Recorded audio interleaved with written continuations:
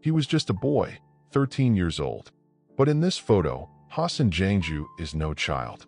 Crawling through mud, rifle in hand, face caked with fear and fire, he became a soldier long before his voice had fully changed. This was the Iran-Iraq War, 1980, a brutal, endless nightmare where even children were drafted into history. Hassan didn't choose war. War chose him. For 4 years, he was listed as missing in action. No grave, no goodbye, just silence. Until 2017, when his remains were finally returned home. This photo is more than haunting, it's heartbreaking. A snapshot of innocence shattered, of a life spent too quickly, of a war that didn't care about birthdays. He should have been in school, playing soccer, dreaming of the future. But instead, he disappeared into the smoke of grown men's battles. Remember his name, not as a hero of war, but as a child who never got the chance to grow up. They look like a perfect family. 6 children lined up in white dresses and bright ribbons. Smiling. Innocent. It's 1942, and this is Magda Goebbels, wife of Nazi propaganda minister Joseph Goebbels, with her children. But behind the smiles is a darker fate. Just 3 years later, as Soviet forces closed in on Berlin, this family would take refuge in the Führer bunker. And on May 1st, 1945, Magda and Joseph made a chilling choice to end their children's lives, one by one, with poison before taking their own. Why? Because they believed a world without Nazism wasn't worth living in. This photo is not just a family portrait, it's a tragic warning. A reminder that ideology, when twisted beyond humanity, doesn't just destroy nations, it destroys what's most sacred. The laughter of children, the future they should have had. Remember their faces, not for who raised them, but for what they never got the chance to become. They called it Dora, not a person, but a monster made of steel. This was the Schwerer Gustav, the largest caliber rifled weapon ever used in combat. Photographed on March 19, 1943, this German supergun stretched over 150 feet and weighed more than 1,300 tons.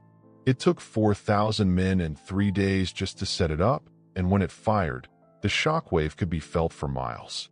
Each shell weighed over 7 tons and could pierce through 30 feet of concrete or a full meter of steel. But despite its size and terror, it saw limited action. It was too big, too slow, too late. This photo captures the moment Nazi officers admired their mechanical giant, a symbol of industrial might and military obsession. But it also reveals something else, that even the largest weapons can't stop the tide of history.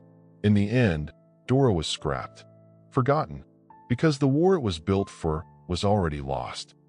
May 1938. The world stood on the brink of war, and yet, in Berlin, a football match began.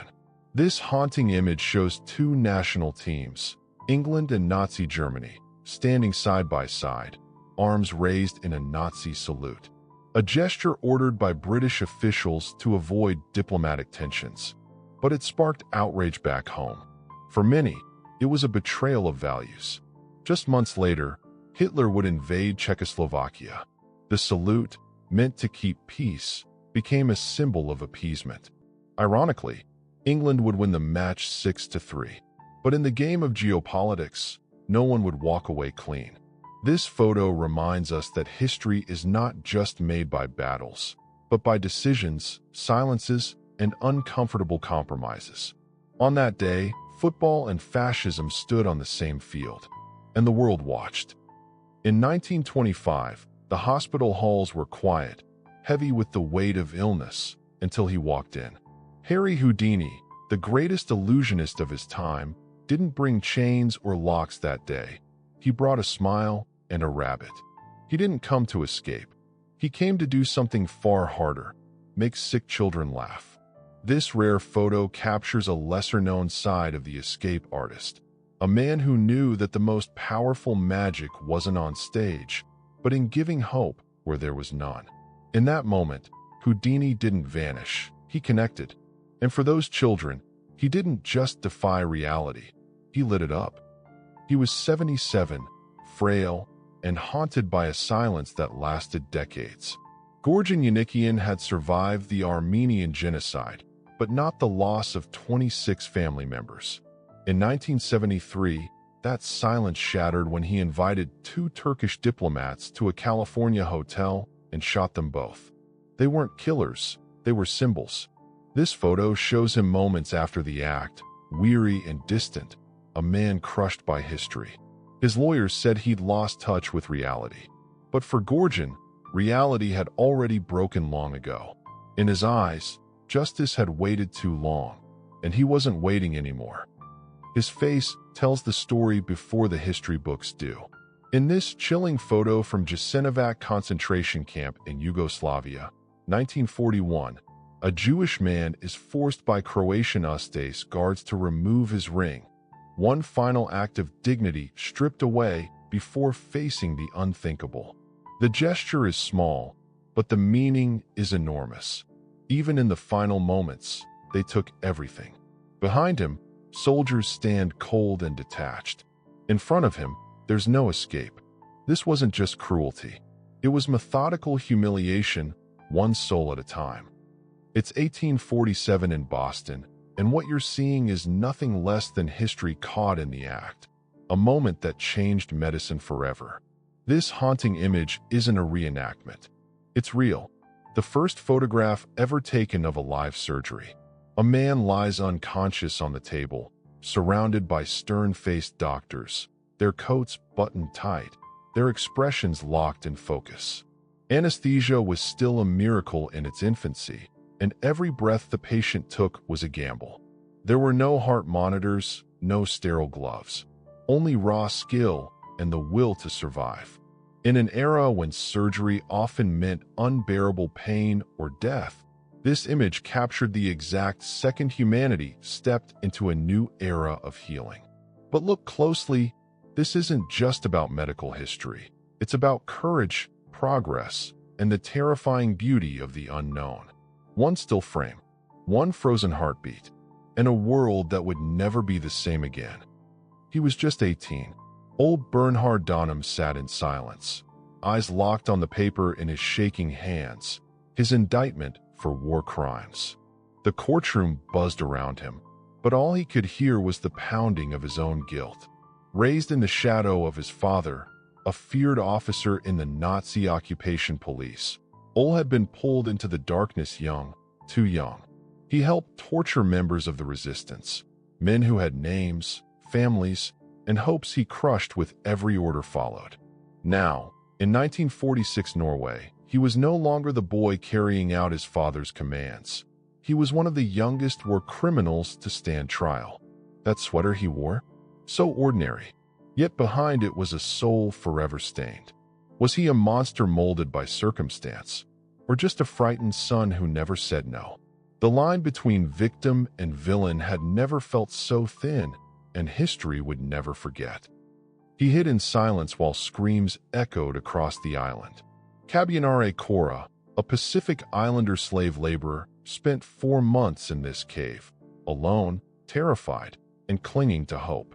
Just 5 days after Japan surrendered in 1945, a massacre unfolded on Ocean Island. Japanese troops, refusing to accept defeat, slaughtered over 150 of their forced laborers in cold blood. The world never knew, not until Kora emerged, weak and trembling, from the shadows. His voice cracked as he told the story no one wanted to believe. The war had officially ended, but for Kora, the nightmare kept breathing long after. This photo, taken moments after he showed Australian soldiers the cave that had been his tomb of silence, is more than a historical record. It's a haunting reminder of the atrocities hidden in the margins of victory. History nearly erased his survival, but he stepped forward and made sure the truth didn't die with the others. Paris, 1942. Under the looming shadow of war and occupation, one man dared to dream of the future. His name was Paul Arzens, and what you're looking at is not science fiction. It's l'œuf électrique, or the electric egg. While the world was crumbling, Arzens built hope on 3 wheels. Lightweight, electric, aerodynamic, it was decades ahead of its time. In a city starved of gasoline and freedom, this pod-like prototype rolled silently through the streets like a whisper of rebellion. People laughed at first, until they realized what he'd done. He wasn't just building a car. He was challenging the limits of imagination in humanity's darkest hour. This photo captures the moment a man stood beside the future, holding onto it with one hand and pulling the world forward with the other. In a time built for destruction, Arzens created, and history almost forgot until now. May 19, 1983, the press held their pens. Cameras clicked, and then, out of nowhere, the president made a face. Not just any face. Ronald Reagan, in full tuxedo, raised his hands like antlers and stuck his tongue out, mocking the very reporters who covered his every move. In an era of nuclear tension, economic fears, and Cold War paranoia, this moment landed like a joke in a funeral. But that was Reagan's genius. A Hollywood-trained showman who knew how to turn the world stage into his personal spotlight. He wasn't just leading a nation, he was entertaining it. Some saw it as charm, others saw distraction, but no one forgot it. Behind the grin was a calculated master of optics. And this photo? It reminds us that sometimes power wears a smile and disarms the press with nothing but a goofy gesture. One frame, 1,000 interpretations. What do you see? She looks calm, confident even. It's 1933, and Huang Junju stares into the lens wearing her Fudan University graduation gown. But this is more than a portrait. It's a silent promise. Just 9 years later, in the shadow of war, she would be surrounded by enemy forces in the mountains of Taiyang. A journalist for the 8th Route Army during the brutal Second Sino-Japanese War, Huang faced an impossible choice when Japanese troops encircled her position in May 1942. Capture meant torture, secrets exposed, resistance crushed. So she didn't run. She jumped off a cliff, choosing death over betrayal. This face, now frozen in sepia, once carried the burden of knowing too much and the courage to take it to the grave. Her story, erased from textbooks, survives in this single photograph. She wasn't just a writer, she was a warrior. And her final act? Silence, louder than words. In the cold stillness of a prison cell, 2 men sit face to face, one in white, the other in shadows. It's 1983 in Italy, and the man in white is Pope John Paul II. Across from him sits Mehmet Ali Agca, the man who tried to assassinate him 2 years earlier, firing 2 bullets into the pontiff's body in St. Peter's Square. The world had watched in horror. And yet here they are, not in court, not in anger, but in conversation. The Pope had come not for justice, but forgiveness. In a moment that stunned the world, the victim met his would-be killer and offered him mercy. No guards, no spectacle, just silence, bars, and a man in robes whispering forgiveness into the heart of the man who tried to end his life. This photo is not about politics. It's about something far rarer, grace. And in that quiet prison room, history paused for redemption. Late at night, in August 1953, a Pennsylvania state trooper approaches a parked truck on the side of the road. Inside, a weary driver rests his head against the wheel, hoping for a few hours of sleep. But rest is not an option, not tonight. The officer isn't here to issue a ticket. He's here with a warning. A serial killer is on the loose, targeting sleeping truckers along the lonely highways of western Pennsylvania and eastern Ohio. 3 truckers have already been shot. 2 of them are dead. The air is thick with dread, headlights cut through darkness, and every parked rig feels like a potential crime scene. This haunting image freezes a moment of human vulnerability and looming danger. It's a silent reminder that even in stillness, fear can knock at your window, sometimes wearing a badge, delivering news that sleep might be the most dangerous thing you do tonight. January 1946. Snow covers the ground as weary families shuffle forward, pushing their belongings through the cold. This haunting photograph captures a forgotten chapter of history, the post-war deportation of ethnic Germans from Czechoslovakia. Each person wears a paper label with the letter N, branding them Nemec, German. It wasn't just a letter, it was a sentence. After the fall of Nazi Germany, collective punishment fell upon innocent civilians, many of whom had never supported Hitler's regime. They were expelled from their homes, stripped of their rights, and forced to leave everything behind. Mothers clutched children, elders pushed strollers filled with scraps of memory, and entire generations vanished into forced exile. Few images capture the silent pain of displacement as powerfully as this one, where the snow wasn't the coldest thing in the frame, but rather the world's refusal to see their suffering. April 1945. The war still raged, the world still burned, and yet, here they were. Two Yugoslav partisans, still in uniform, caught in a fleeting, blurred moment of joy on their wedding day.